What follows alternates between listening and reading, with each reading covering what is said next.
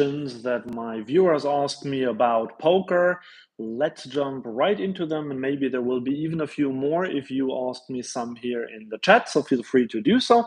But let's jump right into it. The first one, I normally play tournaments. I'd like to play more cash games, but it scares me. What advice can you offer? Well, if tournament players tell me that they are scared of playing cash games, that usually means that they're scared of playing deep stack poker, because in tournaments you don't really need to do that often. So my advice there would be to try to level up on the deep stack front. So you're probably pretty good at jamming and re-jamming and things like that with 10, 20, 30, 40 big blinds. But once it comes to 100, 200 big blinds deep, then I guess you get a little scared, which is understandable, and I can't blame anyone for that. The way to do it is, I think, just go and study for yourself, go try to find some articles first where you can level up on this, where you can learn some deep stack skills. But in general, I would say what's important here is to realize what hands go up in value when you're deep stacked and what hands go down in value when you're deep stacked. So just a very, very, very quick tutorial about this one. Hands that can make the nuts, like pocket pairs, even like pocket deuces, threes, fours, and so on, that can flop sets, they go up in value. Same with suited aces, also suited connectors, but you have to be careful with suited connectors because you can get out flushed with them. But ace four of hearts, for example, is a very good one where you can draw to the nuts if you play like 200 big blinds deep. If you play 100 big blinds deep, it's not quite like that. Then still hands like ace king, ace queen, king queen, and so on are very valuable. But yeah, in general, this is what's important, to not overvalue one pair hands. That's what every tournament player has to learn when they play deep stack. So recently I went to a festival in Rozvadov, Europe's biggest card rooms. I played cash there, and they were all professionals pretty much with me at the table, but most of the players were tournament pros. So what they did was they played 100 big blinds deep, and then they would have an okay-ish top pair, and they would just get it in with that, which is just something that a good cash game player wouldn't normally do. So yeah, to recap, that's what I would suggest. Just try to level up on your deep stack skills, and there are plenty of videos on this channel as well. But let's go to the next one. 10NL, I've been doing better than at 2NL. Can that be the case? Well, obviously it can be the case, because it seems to have been the case for you. However, what I say about that is that most likely this is down to variance. So I don't know what sample size you played, but I imagine you probably didn't have like hundreds of thousands of hands at both stakes. So if you just played like 5,000 hands, 10,000 hands on either of those, if it's 20 or 30,000 to be fair, then it can absolutely be down to variance that your 10NL results are better than your 2NL results. Now, I wouldn't rule it out that someone can do better at 10NL than at 2NL if in a short period of time, and it not necessarily being totally down to variance. And that is because what you can do at 10L potentially is just to play a more normal tag style, whereas at 2NL you sometimes have to do something a bit different there. But even that this can be attributed to variance. But the other thing that's actually more important is that the rake at 10NL in big blinds is a little bit smaller than 2NL. So if you were to play exactly against the same players and the same games would be played at 2NL and 10NL, then I would say that at 10NL, your win rate might be a tiny bit bigger, but this is hardly worth talking about. And I'm almost certain that in your case, this is down to variance. Next question, can you make recommendations about great live poker rooms in Europe? So, if you want to play in Europe, there are obviously lots of options, and yeah, the question is what you mean by great. Just like great rooms, or rooms where you can make a lot of money, or rooms where they play a lot of games at different times of day. So it's very hard and therefore not quite easy for me to answer this question. But in general, I would say Rosvadov that I mentioned earlier, that's a really cool room, has a lot of tournament festivals going on, but the rake there is quite high. But when the tournament is on, then you can play 2-4, 5-10, sometimes even bigger than that. I don't think there are games that are smaller than 2-4 anymore. They used to have 1-3, but I think they have got rid of that one. Other than that, Wiesbaden in Germany is always one of my favorites because of the low rake. So they play 2-4, 5-10 there, and the rake is always €2, which is amazing. But I've said it before and I'll say it again. They do expect you to tip 1% of the pot size if you win a pot. So that makes it a little less interesting, but it's still, I think, one of the best structures of any cash games in Europe. So I would definitely check that one out. It's Wiesbaden near Frankfurt. And then my favorite, obviously, where I play in London, pretty much all of them are good. They have games round the clock. There's always 1-2, usually 1-3, quite often 2-5, and the weekends 5-10. So there's plenty to choose from as well in those casinos. So all of them, as I said, Hippodrome, the Vic, the Empire, and Aspers. So they're all pretty good. And if you ever come to play in London, then just hit me up and maybe say hello, because these are my usual battlegrounds. Next question is quite similar. Someone says, could you suggest some locations where it is possible to play 2-5 or higher every day? And this is not only in Europe, this is worldwide. And therefore, now this may be for you guys. If you know one that I'm not going to mention now, please just leave it in the comments below. So the ones that I would say, again, in Europe, it would be London, Rosvadov, and kind of Wiesbaden, although I'm not sure if they don't think they offered 5-10 every day, but they offer 2-5 every day, so it's kind of still the same thing. And then I would say in the US, that would be Vegas, just because you have the Bellagio, you have the Wynn, and a few others there. And the other one that sticks out to me is the Parks Casino in Pennsylvania. That's not too far from Philadelphia, also not super far from New York. So if you're ever in the area, although I've never played there, so I'm sure some of you guys will have a better view on that. So please leave a comment below, tell us what it's like. But as far as I can tell from apps, or whenever I spoke to someone who plays there regularly, they always seem to have some 2-5 games pretty much every day, at least in the evenings and during the night. So I think those are actually pretty good options for you to consider. I don't really know about Asia, Macau, or other places, the Philippines, and maybe South America or so. So if you have anything to chip in there, it would be very interesting, and I'm sure the viewer who asked the question would really appreciate that. Next question, though. Is it a fair assumption to say that the race first in ranges on a given position are the same as the recording ranges for that position? I don't know what recording ranges are, but I imagine like calling ranges, or should we use another heuristic? So if I understand this one correctly, then yes, definitely use another heuristic, and that is that they're absolutely not the same. So the race first in ranges and the calling ranges are not first in. So for example, on the hijack, you have a certain range that you can open.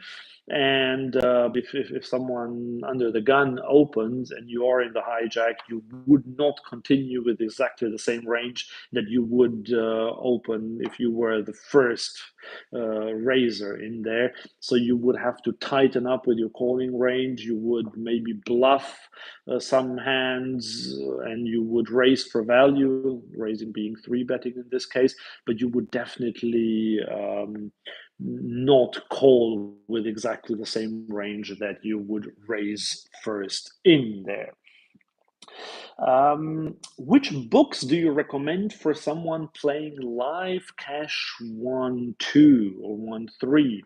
So I've said this one before and I will say it again. Like my absolute favorite book on this topic has been for many years Ed Miller's The Course. And I know some people will say it's outdated, it was written before the solver era, but I think that it doesn't matter. I just don't care about that because at 1-2 and 1-3, you don't need to know a lot about GTO. Yes, it's always useful to know the benchmark, and I actually teach that as well in my coachings, and it is in some ways important, but you can get that on top. I do think that just the course is still the one that I would recommend there. That's the one book that helped me tremendously at the time.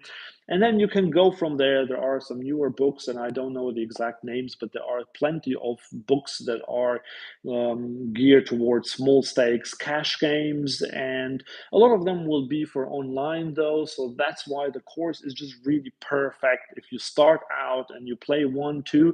And yes, it won't be at the very pinnacle of what you can study. There are definitely better ones, not better ones, but better ones in terms of GTO and things like that. But I think it wouldn't matter. I wouldn't care. So like if I were to start today, if I really wanted to go down the book route, then it would definitely be the course. And then Ed Miller, I'm not affiliated with Ed. I don't even know him personally. I'm not earning any money from this. I just think that these are the books that really help. And that the second one would be Playing the Player. That's also a very useful one for small stakes. And if you have those, then after that, you can do a bit more GTO work. I am going I'm planning to have some videos about a little bit more GTO things going on. So you will see that here on the channel, but there are plenty of other channels out there as well that teach GTO. But yeah, in terms of books, the course is the one to go. Right, what do we have next? What parameters do you use when table selecting? So it's a bit different between live and online, although the parameters are kind of the same. It's just there is a little shift, and I'm going to talk about both now. So basically, the one main thing that's important to me when table selecting, that will be how many fish are there, or are there any recreational players? So what I try to do is to play with as many recreational players as possible and stay away from good regs and pros as much as possible. Now, the reason why I said it's different for online and live is because if you play live, you can actually table select a little better, and you tend to have better choices. If you play online, I mean, if you play Zoom or fast forward poker, then you can't table select anyway. So we're talking about the regular tables, and there you can table select, but the problem is that there are very few recreational players in those player pools, especially the higher up you go. So then you will usually be stuck on a six max table. It'll be you, four pros, and one recreational player. And at best and at worst, there'll be you and five regs. So that's why I would then say just try to move from those tables and try to find another one. Live is very different. Live, I mean, sometimes it will happen that there won't be recreational players or only some niche. I will to try to, as I said, move away from the pros and gravitate towards the recreationals. And I would even go as far as saying that it's, for me, I prefer to play at a table with semi-competent recreational. There not being any really bad players, but where I know that I'm the only really studied player at the table with seven others who are not terrible, but just not. Then I would want to play in a game where there might be one or two big fish, but the rest of the table consists only of really good pros who might three bet me a lot, who might not let me play many pots with those really weak players. And I did the math in one of my videos, and I will leave the link in the description below, because that's actually quite interesting to see the math behind the table selection. because the more good players you have in your table, the worse your win rate actually is. And if you do the maths, you actually might not even want to play in those on those tables anymore. So that's why I would definitely always gravitate towards as many recreational players as possible, even if they're not like really terrible, even if they're a bit nitty. I think I can still have a better win rate against them than I can have against good pros and one or two really bad players. Then we have a bankroll question. So someone says, I'm going to Cambodia for 6 months. Very interesting. My cost of living there is very low, about $1,500 per month. I want to play 1-3 and buy in for $200. So 1-3, $200. That's not 100 big blinds. What kind of bankroll should I have? Well, first of all, my question would be, why do you want to only buy in for 200? Is that just because that's how the game is capped, or is it just because you don't want to play any um, deeper than that? Because I would normally say that you should try to play as deep as you can, or at least like 100 big blinds. But I do understand that sometimes they will not allow you to do that. But then if you only play for 200, that's kind of shallow stacked. And the problem with being so shallow stacked is that your edge diminishes. So we talked earlier at the beginning of the stream about the differences between tournament poker and cash game poker, and that is just the stack to pot ratios, or like how deep you are. And the shallower you are, the less of an edge good players have over bad players. So I don't really love playing so shallow stacked, and also it increases variance because you'll have to get it in a bit lighter than you would if you played, say, 150 big blinds deep. So it's not the greatest game by the sounds of it. But then again, if rake is low potentially, or players are really bad, you might have a big edge there. But edge is actually, that's why I'm talking so much about it. Edge is what is the most important thing about this whole thing, because the higher your edge, the smaller your bankroll has to be. But the problem is if your edge is already not super high, and as I said, if the game is capped at 200, then your edge probably won't be massive. Then your bankroll has to be a bit on the bigger side. And the thing is, it has to be bigger than you would ever lose. Just let me give you an example. So, like ignoring the blinds, but say 200. Then if you only have say $4,000, and if you're down like 14 binds or something like that, that's 2,800. So you still have some money left in your bankroll, but it's getting very close to zero actually, and that's when it starts messing with your mind. Like if you approach zero, that is not really great. So you have to always have a really big buffer, so that you know that you can go for another 5 horrible weeks and you will still be doing okay. And that's what I would aim for. And it's hard to tell without knowing what your win rate is, what the game is like, things like that. But I would say if you're buying for 200, I would say, I mean, 4,000 would be the absolute minimum there that I would go for, unless like your win rate is absolutely ridiculous. But normally, I would say it has to be even a bit higher than that, maybe 5 or 6,000, something like that. And the more, the better, obviously, because what you don't want to do is to play on scared money. And this is not just for this one viewer; this is just for everyone. And I just hope that when you say that you want to buy in with 200, then that doesn't mean that you just don't feel comfortable playing with more money because you don't have the bankroll for that. Because if that is the case, then I would strongly advise that you try to get your bankroll up first. And I don't know where you live now, but before going to Cambodia, maybe you can just try to do whatever job you can just to get some more money and increase that bankroll. Okay, one more for now.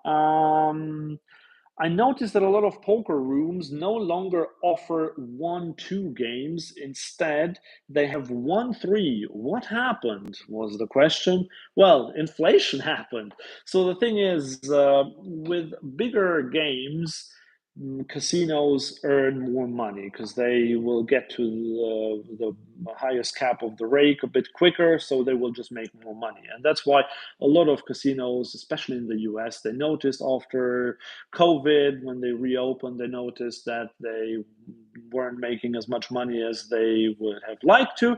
So what they did is they got rid of the smallest games and then they moved them to the 1-3. In England here, similar thing happened. Most casinos got rid of the 1-1 game. Not everywhere, to be fair, mostly in London.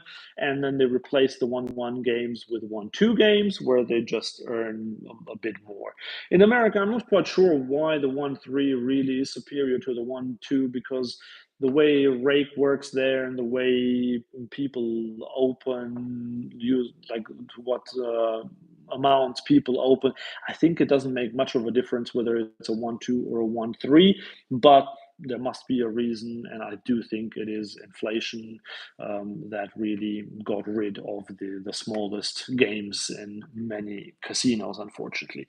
We do have a question here from a viewer. Let me just quickly see if I can see it. Should I ever consider bluff catching when someone bets more than 2x the pot, or is something like that out of the question due to pot odds? Well, if you want me to give you a very general answer, I would say, yeah, you should definitely consider bluff catching in that sport. I'm not saying that you should do it, but you should definitely consider it. And I made a video about bluff catching a few months ago. So if you want to look for that one, it's called something like my 3-step system for bluff catching or something like that. That should have some valuable information for you there. But in general, it is as always. Yes, it is a pot odds question. And pot odds means that you just look how often you have to be good. And if someone goes 2x or 3x, then your pot odds obviously will get worse. But what you shouldn't forget is, like, let's do a tiny bit of math there. Let's say someone bets pot and you are deliberating whether to call or not. What are your pot odds in that spot? You're getting 2-1, which means that you have to be good 33% of the time to break even. Now, if they bet 2x pot, so twice the size of the pot, then you're getting 3-2, so you have to be good 40% of the time. If someone now bets 3 times the pot, now you're getting 4-3, so I can't do the maths in my head that quickly, but it's something like 43, 45%, something like that would be my guess now, without calculating it, which means that you still only have to be good less than 50% of the time to be good there. So you just have to go through it and think like that. But there is a second component to that, and that is you have to consider whether villain is capable of bluffing there, because a lot of recreational players and even some regs, to be fair, they will not bluff in that spot. They will only show up with the nuts there. And if they're that unbalanced, then obviously the answer is no, never bluff catch there. But there are a lot of loose, aggressive, good players who find these kind of bluffs. And the one thing that you shouldn't forget is, if someone risks so much to take the pot by bluffing, then it is okay for you to fold a lot in that spot. That doesn't mean that you should fold everything, but even if you put that in the solver, you will see that solver folds a lot. A lot of really good hands will be indifferent to that big bet. So it's not a disaster to fold there at all. Like, I think the default is to fold, and you have to fold more than 50% of the time, but just not a lot more if your villain is a balanced player. So I hope this kind of helps. I don't want to go too deep here, but yeah, these are the considerations that you should take whenever trying to bluff catch. And as I said, check out that video that I made a few months ago. Right, next one. We have a couple more here. Someone asked, what percentage of players are actually winning players at poker? Well, that is very, very difficult to answer as well, because obviously there are no official statistics to that. But you can guess that there's not many. So I've heard people say 10%, others say 5%, and then it also really depends who you play against, and some players might be winners in one player pool, but there might be losers in another player pool. But I would say overall, probably not more than 5% of players. And that includes like everyone who ever played poker. So like many players will only sometimes play poker, they will be losers, I guess. Like even if they happen to only play once and they won that one session, that doesn't mean that they're winning players. So I think out of every player in the world, maybe there would be more than 5%. Maybe we're getting more to 10%. But out of people who regularly play poker, I don't think that it's really more or significantly more than 5% of players. So if you are one, you're actually quite an elite player in that respect, even if it's just at 1-2 or at the micro stakes. It is quite an achievement to beat any poker game these days, any public game. It's just not a joke. Like play 2NL on PokerStars and you will see that those games are, I don't want to say tough, but they are not super easy to beat. You have to know a few things about poker to beat those games. So if you can beat any poker game, you can be proud of yourself. Right, how long does it take to become a professional poker player? Well, that is a bit of a question, like how long is a piece of string, right? For some people, it can take years. For others, it takes months, and others will never get there. So my guess would be that if you, well, yeah, also depends when you start. Is it like someone who doesn't even know the rules from that moment to become a professional poker player, or are you already kind of a winning player, but you're just not as certain whether you really are? You might just be break even, and then you start studying, because those will be two very different trajectories. But I know of players who learn the rules of poker and then they became successful high stakes pros within a year or so of studying. So that's why I would say it is possible, but it's not like something that everyone can do super quickly. You have to invest a lot of time and energy into it, but also it really depends. Like if you want to become pro at 1-2 and really beat that game consistently, then it's much quicker than if you were attempting to beat 500 NL on Poker Stars. Because it's just like an infinitely tougher game to play 500 NL on Poker Stars than it is to play 1-2 live. But the one skill, and I just want to quickly mention that the one skill that is super important that you have to have no matter what stakes you play, that is your mental resilience. You have to be able to cope with bad beats all the time, with stretches of weeks and months of really losing a lot, and just feeling that you can't win a pot anymore, because everyone goes through those periods. And if you play professionally, which means that you play a lot of hours of poker every week, that means that you play even more, and you will have even more of these situations and bad beats and all of that. So it really is a thing to consider if you want to go pro. If you do, you can always hit me up, and we can talk about that more. But yeah, it's not an easy thing, and I wouldn't recommend it for everyone, and probably not even for anyone, to be fair, because it is a hard grind no matter at what stakes you are, and no matter how talented you are. Should I play 1-3 or 2-5 if my bankroll is not a problem, but 2-5 is much more aggressive? Well, okay, so first thing, as you said, bankroll. That's good. If bankroll is not a problem, that's fine. If bankroll is a problem, then obviously to go with a lower one. If bankroll is not a problem, but 2-5 is much more aggressive, well, it just really depends what you want. But it sounds like you're not enjoying that aggressive game and you would prefer to play the lower one. And that's kind of what I do, for example. I often play the 1-2 or 1-3 over the 2-5. And that's not so much because I can't beat the 2-5. I can probably beat it for more money than the 1-3 and the 1-2, but with a lot bigger variance. And because I don't like buying in for the maximum at a bigger limit whenever I play that, I play it a bit shorter. I mean, still 100 big blinds or 150 big blinds, but it's still not that much. And then players straddle in those games, and then it's suddenly more like a 50 to 80 big blind game.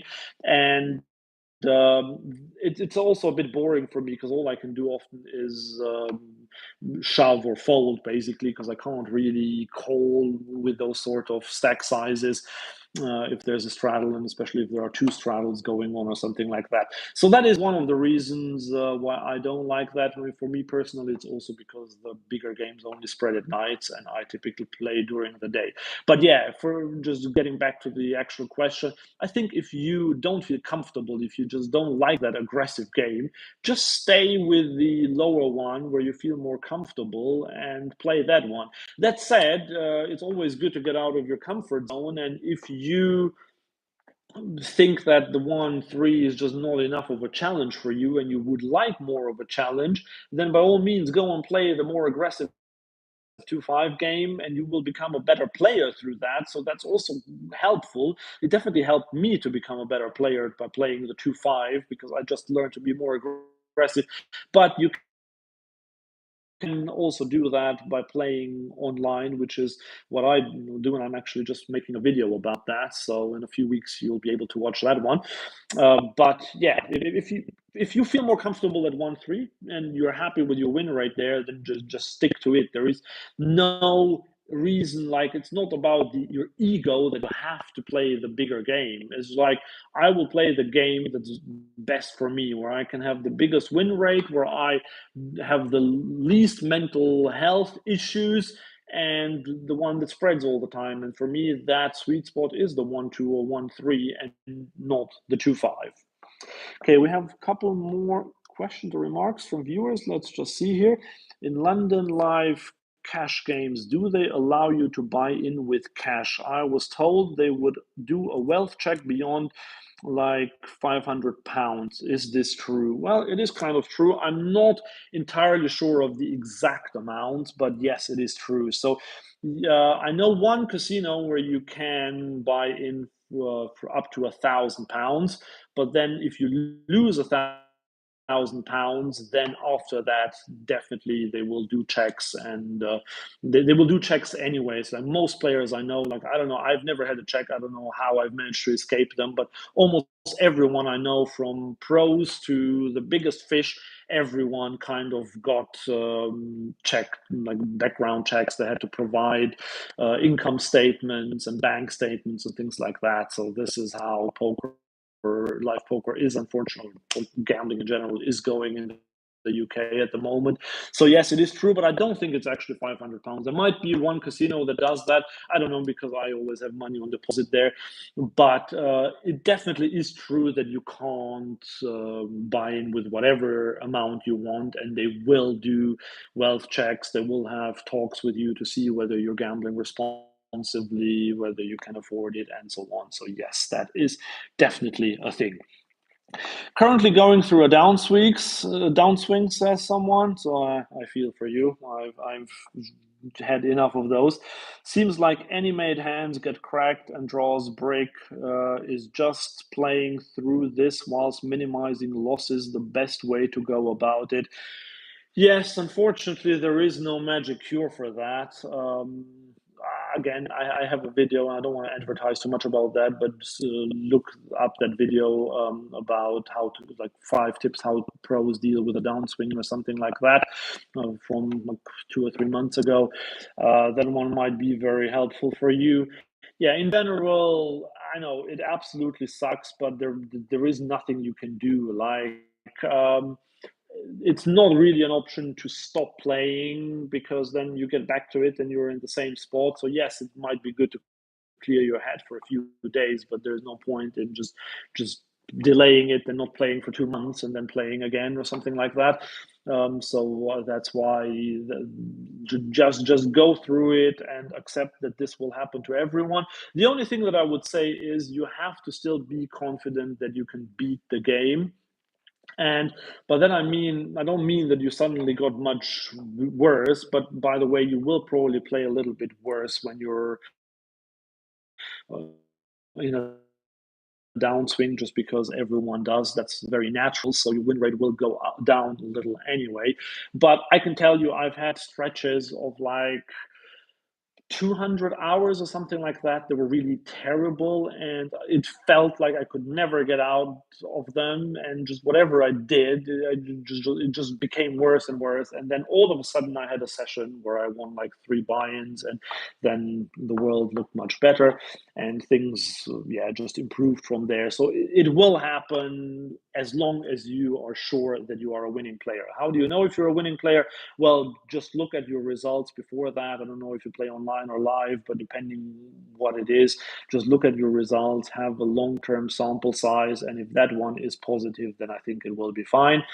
If you're doubting that, what I would do is potentially book a coaching session with a coach, either someone who can do a database analysis on your online hand, or a live coach who would then look through some of your hand histories, or go through a little bit of theory, just to make sure that you are a winning player. But if you're sure that you are a winning player, then I wouldn't really worry about it, as long as your bankroll is solid. I forgot to actually mention that. Bankroll is a very important topic there. As long as that one is solid, then you just go plow through it, and there will be light at the end of the tunnel. Problem is just you never know how long that tunnel actually is. Um, Let me see a few more things here. I'm a 19-year-old college student that has been watching content like this. What kind of image would I have to other players, and how can I exploit it?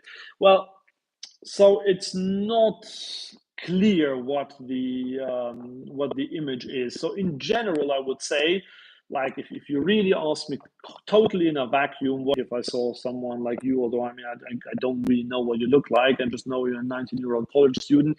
But I would assume good player, aggressive player, um, who just bluffs a lot. That would be my general take, but that can change very, very quickly, because I have seen. I remember I once played in a casino, when a guy came in and he looked like, I could have sworn that he was a pro. Like he everything about him screamed poker pro. And then in the first hand, he limped under the gun. I was like, "Oh, is he trying to trick us here?" Second hand, he limped again. Third hand, that he, I mean, not in a row, but the third hand that he joined the pot, he limped. So then very quickly I knew, okay, this guy is not a pro. I completely misread him. So I think I wouldn't worry too much about your image, because it can change very, very quickly. Like, say, if I were to play against you, I saw you're a 19-year-old college student. I think you're bluffy, you're very aggressive. And then if for 10 minutes you don't play a hand, well, I will kind of reshape that. If you start limping, well, I will also have another opinion about you. And that goes quite quickly. So I wouldn't worry too much about that. So unfortunately, you can't really. But the thing is, like, how you can exploit it is if you're at a table and you you just sit down and you happen to have a really good hand, and just play that one very aggressively, because if in doubt, they will not give you as much credit as you would deserve, ideally. So I think that would be my advice, in that respect. Right. At what point can you consider yourself a good tournament player? Ooh, that is a that's a very good question. The problem with tournaments is that you have to play about 1 million of them to actually really know how good you are. Like, okay, no, if you play 200 tournaments and you end up cashing in most of them and shipping a few of them and so on, you can be quite confident that you are a winning player. But it is not an easy one to answer because yeah, tournaments are such high variance. They're just like they have insane variance, and because of that, it's really tricky to say when you are actually a winning player. So for me, it was more like, am I a winning poker player by the things that I do? So, for example, I in my life, I don't know how many tournaments I've really played. Live tournaments, like big ones and small ones, and all together, it's maybe 50 or something like that, maybe 60, 70 tops. So that's just nothing. That's not a sample size. So I played the main event of the World Series for 10,000. I min cashed in that one. So basically, my 50 tournaments that were below $200 buy-ins just don't matter because the one big one is just so all encompassing that all the others are basically relevant. So it's very tricky to really say. I wouldn't really look at results unless you have a massive sample size. But what I would look at is just how you play, how you understand the game, how your decisions are. You can check solver sometimes, although it depends what stakes you play. But just really becoming a better player by understanding what was good and what wasn't good in your play. I think this is more how you should judge it. So I think, I don't know if I've answered your question now. I hope it helps a bit. But yeah, unfortunately with tournaments, there is no easy and quick way to determine that. And also he asks, I've won 300 plus player tournaments for a few hundred each, but I've lost more than that playing them. Yeah, but that's not a surprise that you've lost more than playing them. So, as I said, you would have to play like, I don't know, 10,000 of them or so to kind of know where you are with that. So, winning three of them doesn't mean anything, and losing more than winning in them, unfortunately, doesn't mean much either. So, it really, with tournaments, you just have to keep going. And I think that's the reason why tournaments are so popular, because a lot of players overestimate their skills and their strengths and their win rates. I think a lot of players think that they're actually much better than they are. I know of a friend of mine is exactly that. I mean, he shipped two big tournaments, and he thinks he's amazing. Every time I see him play, I think he's quite frankly terrible. But he just, because he had a big score and that, he thinks that he's really good. And I think in cash, it's not quite like that, because if you play a few hundred hours of cash, you will know much quicker whether you're a good player or not. But in tournaments, you just, unfortunately, you don't. So I'm sorry. And he says your sample size is about 70 tournaments. So it's same as mine. And yeah, sadly, you have to keep going. And as I said, just judge it by the plays you make rather than by the results that you get. That's the best advice I can give. Okay, one more here. I have been playing live for 5 years, recently playing online, stake 2-5. I find live is much easier compared to online. Yeah. However, mentally is very tiring. How do you keep 100% focused? Yeah, so that's a problem a lot of live players have, that they just can't concentrate. It is hard, but the thing is, it's the journey rather than the goal. And what I mean by that is, try to focus on the process. Try not to focus on the objectives, on the goal, on where you want to get, but more really try to be present in the moment. One thing that you can do is just get rid of your phone when you play poker. Just put it in your pocket. Don't have it on, or if you have it on, then on silent mode, and only force yourself not to look at it unless you're expecting some sort of an emergency. But I hope that you wouldn't be playing poker anyway. But what I do sometimes is I will force myself to not look at my phone maybe once, and I have to stand up. I have to get up from the table, and then I'm allowed to look at my phone. Then I can reply to a text. Then I sit back down and not do that. That's one thing. The second thing is try to not overly engage in conversations at the table, because that's very distracting. And the third thing is really try to read your opponents. Try to hand read every single hand. If you have 7 deuce offsuit under the gun, fold it, and then look at every player, try to range them, think what hand would they raise from here, what hand would they call there, and this will make you a better player, and at the same time you can keep the focus. So I always try to do that. Don't always succeed with it, but this is what I try to do, and it's so helpful once you can really range players better. And this all comes from doing this sort of work, and you don't have to do that work off the table, which of course you can complement it with hand reading exercises off the table, but at the table just try to hand read everyone and go through, and you'll be very surprised what hands people show up with. But if you do this process, you will understand showdowns much better as well, because often I talk to someone and I see, okay, he played 9-7 offsuit. How did he even get to that river with 9-7 offsuit? I have no idea. But if I follow the whole hand, then it's actually very useful then it's much more useful, because I know how he got there and I can process that much better. Okay. Next one is live cash game. In live cash games, how important is it to play fast or slow? And is timing the key to trapping, or is it bet size? Okay, so by playing fast or slow, you don't mean fast playing or slow playing, I assume. So you mean really playing how fast you act or something like that.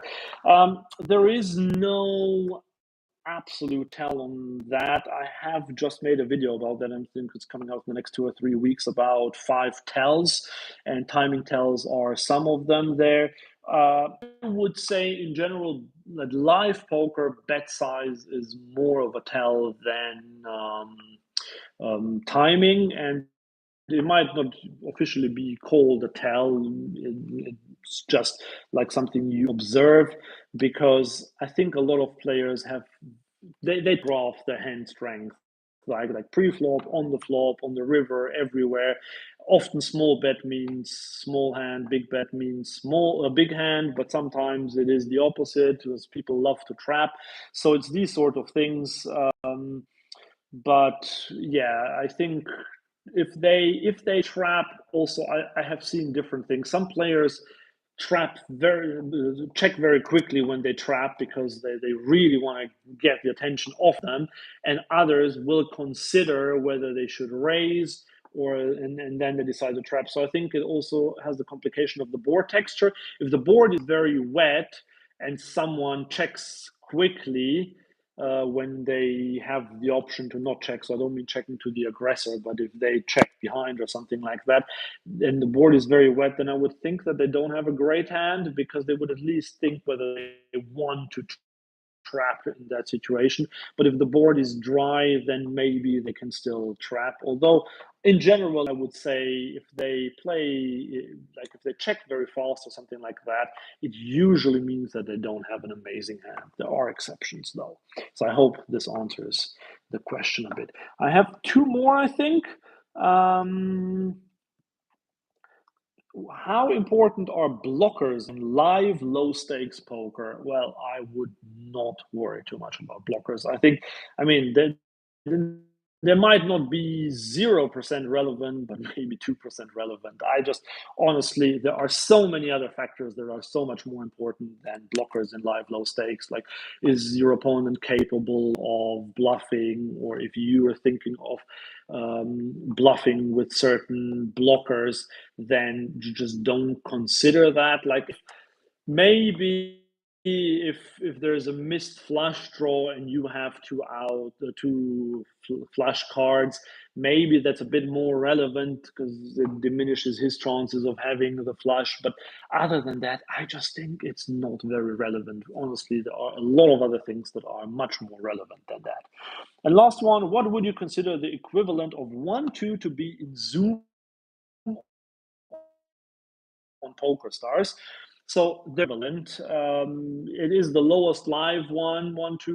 2NL would be the lowest online one, but it plays very, very differently. 2NL online on PokerStars and Zoom specifically plays a lot more aggressive. It's very nitty and very aggressive. Whereas if you play live, it's not nitty at all and it's very passive. So it's actually the exact opposite of it. But even if you go higher in online stakes, you will never get to a point where everyone's loose and passive. That just doesn't happen. They will get less tight, so they will get looser and looser the higher you, but they will be loose aggressive. There will be really good loose aggressive players. So therefore, there is no direct comparison. But just because both are the smallest stakes, 2NL and 1-2 Live, I would say, are kind of the equivalent. But they're almost different games. You need different skill sets in both there. And there is one more now, I think here. Two actually. What are the best hours, days to play at the Empire, where I normally play? Well, Friday night, Saturday night, any night better than days. There can always be good games, but if you can choose, I would pick evenings and nights and preferably weekends. But even Monday, Tuesday, Wednesday nights are just better than days. And what are the most important concepts to study when you first start playing? Ooh, that's a very good one. So for that, I would say study the fundamentals. That's the most important thing.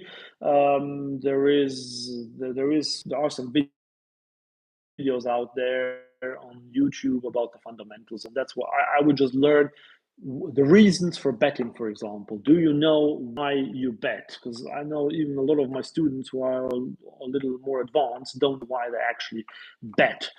So those sort of things are important. Then what the ranges, pre-flop ranges, just study pre-flop. That's super important and overlooked by many players. Just study your opening ranges, study the ranges, what you call a 3-bet with. I did that wrong for many years. Like the amount of times I called a 3-bet out of position under the gun with a hand like King Jack offsuit, because I thought King offsuit is great, because I didn't do the studying and I was a winning player and I still did these sort of things. Like, it's unbelievable how many mistakes people make there. So that's why get the fundamentals right, watch courses about the fundamentals of poker and learn really these basics, concentrate on pre-flop and then go to the flop, and then after that you can move to other streets. But pre-flop is the most important one, because if you call the 3-bet out of position with King Jack offsuit under the gun, then you're already making such a massive mistake. And if you then hit the jack on the flop, and you might lose all your stack or your chips against pocket aces or something like that. So that's why study pre-flop. That would be my general advice. But I would have to look into this a bit deeper with you to really know what you would actually need. But if you're just first starting out, I think just study those fundamentals. Do you have any recommendations of poker books? Well, we covered that at the beginning of the stream. Just to quickly repeat, if for live cash games, the course by Ed Miller, definitely the best one to check out. And for tournaments, I'm not so sure these days, to be honest, because I haven't read tournament poker books for quite a while. I think Harrington on Hold'em was the last one, kind of. And yeah, so I don't really know, but I can get back on that one. I will actually take this one as a more broad question for my next live stream, Ask Me Anything, which will be at some point in mid or late August. And then I will talk about this in more depth, and I will have to think a bit more about it and do some research, if you can bear with me until then. So far, thanks for watching and see you soon. Good luck at the tables.